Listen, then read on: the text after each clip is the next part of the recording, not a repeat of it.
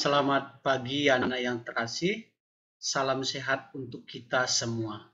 Pada hari ini kita akan belajar mengenai berbagai tanggapan terhadap pewartaan Yesus.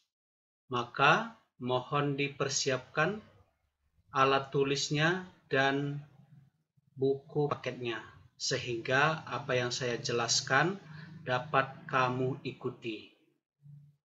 Sebelum kita masuk mengenai materi kita pada hari ini, sekedar mengingatkan bahwa minggu yang lalu kita juga sudah belajar mengenai bagaimana cara hidup murid-murid Yesus.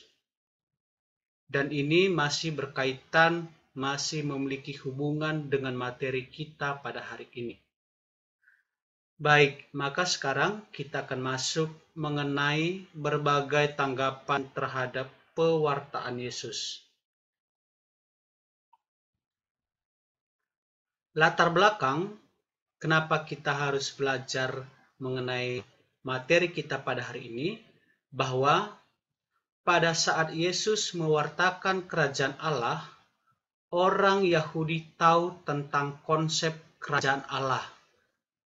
Walaupun pemahaman mereka itu berbeda-beda. Jadi, beberapa minggu yang lalu juga kita sudah belajar mengenai konsep pemikiran tentang kerajaan Allah. Kerajaan Allah itu ada yang Yesus itu datang seperti politikus, ya kalau kamu masih ingat. Maka karena perbedaan itulah akan menimbulkan pro dan kontra terhadap pewartaan Yesus. Ada yang mendukung, ada juga yang tidak mendukung. Maka meskipun ada yang pro dan kontra terhadap pewartaannya, Yesus tidak memusuhi mereka. Yesus tidak pernah memusuhi. Salah satu contohnya misalnya ketika Yesus dicambuk, dihukum oleh para serdadu, Yesus tidak pernah memusuhi. Malah Yesus mendoakan mereka. Ketika Yesus di kayu salib, Yesus berdoa kepada Bapanya. Dia mengatakan, "Ya Bapa, ampunilah mereka sebab mereka tidak tahu apa yang mereka perbuat." Artinya Yesus tidak pernah memusuhi kepada mereka yang kontra kepada Yesus. Maka sebelum Yesus melakukan pewartaan, Yesus terlebih dahulu mempersiapkan diri. Yang pertama yang dia persiapkan bahwa ketika umur 12 tahun, Yesus membekali dirinya dengan pengetahuan agama yang kuat dan banyak belajar pada orang yang lebih tua dan bertanya jawab dengan para tokoh agama. Bisa kamu baca Lukas 2 ayat 41 sampai 52. Di mana ketika itu Yesus dengan orang tuanya Maria dan Yusuf itu pergi ke sebuah ibadat. Ketika itu Yesus bertanya-tanya ataupun Yesus tanya jawab kepada orang yang lebih tahu tentang agama. Nah, ketika itu orang tuanya mencari-cari keberadaan Yesus. Jadi ketika umur 12 tahun Yesus sudah membekali dirinya. Yang kedua, pada umur 30 tahun Yesus memberi diri dibaptis.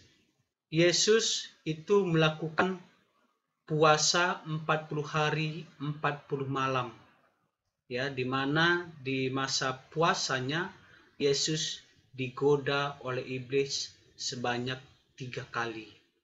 Jadi inilah persiapan Yesus yang dilakukan sebelum melakukan pewartaan ataupun sebelum terjun ke tengah-tengah masyarakat. Pro dan kontra terhadap pewartaan Yesus. Maka yang kita bahas pertama adalah yang menerima pewartaan Yesus. Ternyata di dalam orang-orang yang menerima pewartaan Yesus itu adalah kalangan ataupun kalangan biasa ataupun masyarakat biasa. Yang menerima pewartaan Yesus itu yang pertama adalah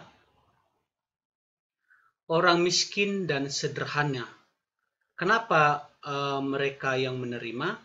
Karena mereka yang selama ini hidupnya tertekan karena pungutan pajak dan upeti, bahkan korupsi merajalela.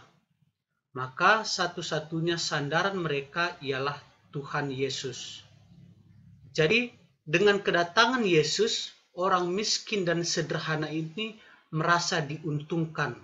Karena selama ini ternyata mereka hidupnya ditekan oleh para penguasa dengan pajak dan upeti. Yang kedua yang menerima pewartaan Yesus adalah para pendosa yang mau bertobat.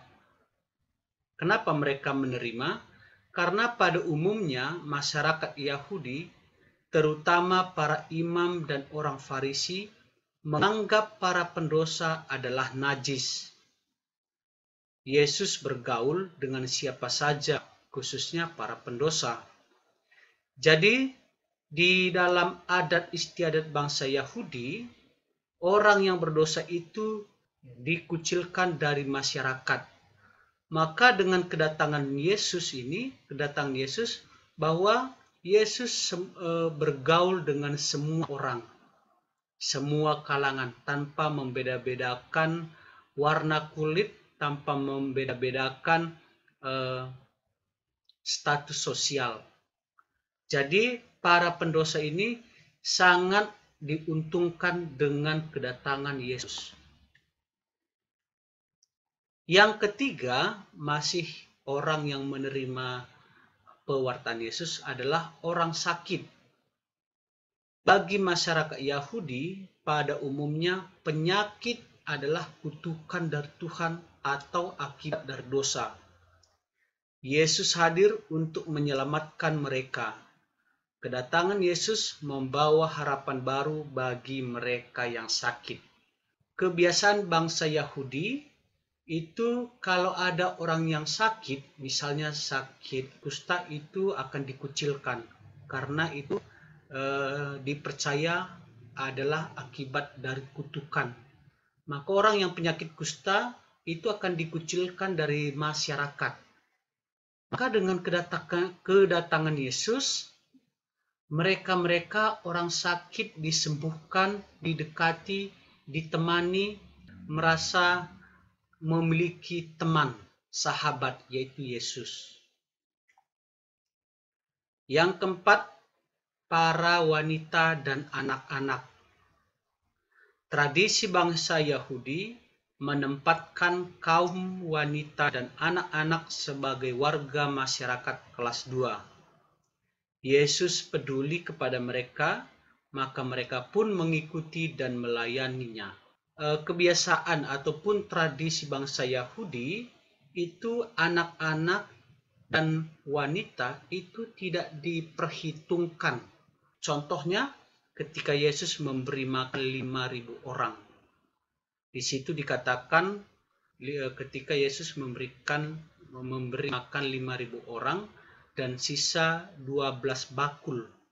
Dan dikatakan 5.000 orang itu hanya laki-laki, tidak dihitung perempuan dan anak-anak. Artinya bahwa apa? Wanita dan anak-anak memang dinomorduakan di dalam hal apapun itu. Maka dengan kedatangan Yesus, mereka merasa derajatnya dinaikkan. Jadi inilah ya orang-orang ataupun kelompok-kelompok yang mendukung pewartaan Yesus. Kenapa kita masuk mengenai alasan mengapa masyarakat biasa dan kaum pendosa pro dengan Yesus? Kita melihat alasan mengapa masyarakat biasa dan kaum pendosa pro dengan Yesus ataupun yang mendukung Yesus. Kita tadi sudah mendengar bahwa yang mendukung Yesus adalah orang-orang masyarakat biasa, misalnya orang miskin, pendosa, orang sakit, kaum wanita, dan anak-anak. Tidak ada para pejabat. Alasannya ternyata bahwa Yesus itu membela mereka. Yang kedua, Yesus menyelamatkan mereka. Yang ketiga, menyembuhkan mereka dari berbagai penyakit. Yang keempat, mengangkat harkat dan martabat mereka. Yang kelima, Yesus peduli pada mereka.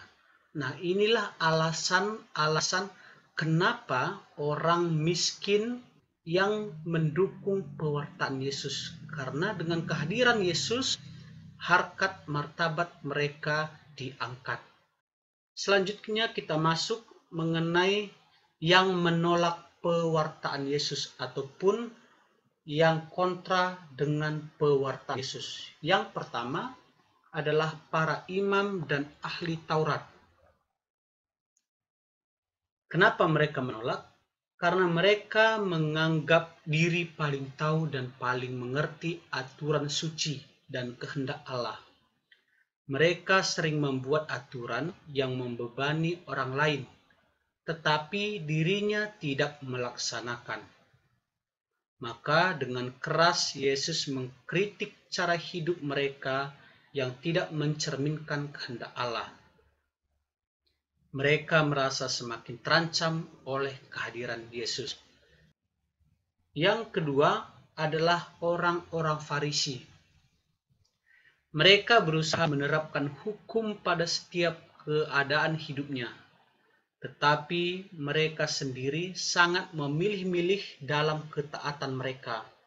Mereka mengecam sikap Yesus yang menyembuhkan orang pada hari Sabat. Yang ketiga adalah para penguasa. Kita ketahui Herodes berusaha membunuh Yesus sejak mendengar kelahirannya. Ya, itu pertama Herodes. Yang kedua, Pontius Pilatus memilih mempertahankan kedudukannya dibandingkan membela kebenaran tentang Yesus. Yang selanjutnya adalah orang-orang kaya dan mapan. Bahwa nilai-nilai kerajaan Allah yang diwartakan oleh Yesus rupanya juga sulit diterima oleh mereka. Jadi ternyata orang-orang kaya dan mapan juga kontra terhadap pewartaan Yesus. Karena mereka juga, kalau kita baca di dalam kitab suci, banyak sekali Yesus mengkritik para orang kaya dan mapan. Alasan mengapa para ahli Taurat tidak mendukung pewartaan Yesus. Yang pertama, dari sisi aturan Taurat Musa. Dalam banyak hal, Yesus melanggar aturan Musa, misalnya menyembuhkan orang pada hari Sabat, mengizinkan muridnya makan tanpa terlebih dahulu mencuci tangan, dan lain sebagainya. Nah, bagi Yesus, aturan dibuat untuk manusia, bukan sebaliknya manusia hidup untuk aturan. Aturan seharusnya menyelamatkan manusia, bukan menyengsarakan manusia.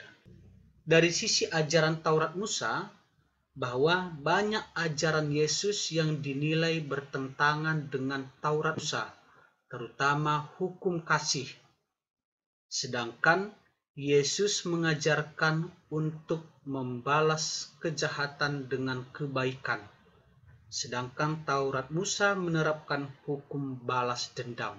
Nah, ini adalah sebuah pertentangan di mana mereka menganut Taurat Musa itu yang mengatakan gigi ganti gigi. Sedangkan Yesus mengajarkan ya tentang berbelas kasih, kebaikan.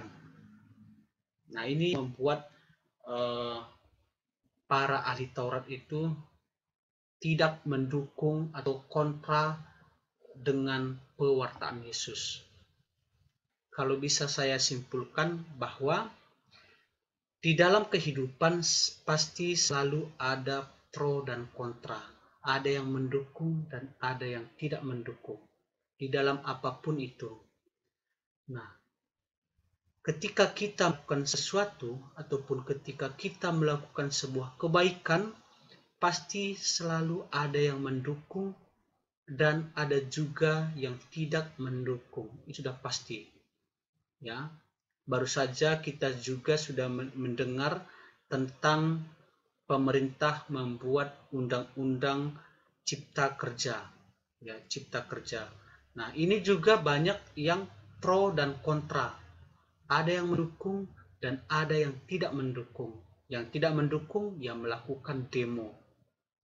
Begitu juga dengan Yesus, ya. Begitu juga dengan Yesus dalam pewartaannya tetap ada yang mendukung dan ada yang tidak mendukung. Hanya saja ketika orang yang tidak mendukung, Yesus tidak memusuhi orang tersebut. Baik, saya cukupkan materi kita pada hari ini. Sekarang kita masuk mengenai tugas ke-6. Tugas ke-6 ataupun tugas kita kali ini adalah nanti kamu akan membaca terlebih dahulu Matius 23 ayat 1 sampai 15, Markus 12 ayat 41 sampai 44, Lukas 5 ayat 27 sampai 32. Setelah kamu baca dari ketiga Injil tersebut, maka kamu menjawab pertanyaan. Yang pertama, tuliskanlah ayat sikap orang Yahudi terhadap pewartaan Yesus. Ya, di dalam Injil itu di ayat mana yang sikap orang Yahudi terhadap pewartaan Yesus? Ya, di ayat mana? Yang kedua, bagaimanakah tanggapan sikap tokoh dalam bacaan kitab suci tersebut terhadap pewartaan Yesus? Dan yang ketiga, tuliskanlah pesan moral dari bacaan tersebut. Baik, saya kira sudah cukup jelas pertanyaannya. Maka nanti kamu menjawab di Google Classroom. Saya kira sudah jelas, itu saja. Selamat siang dan terima kasih.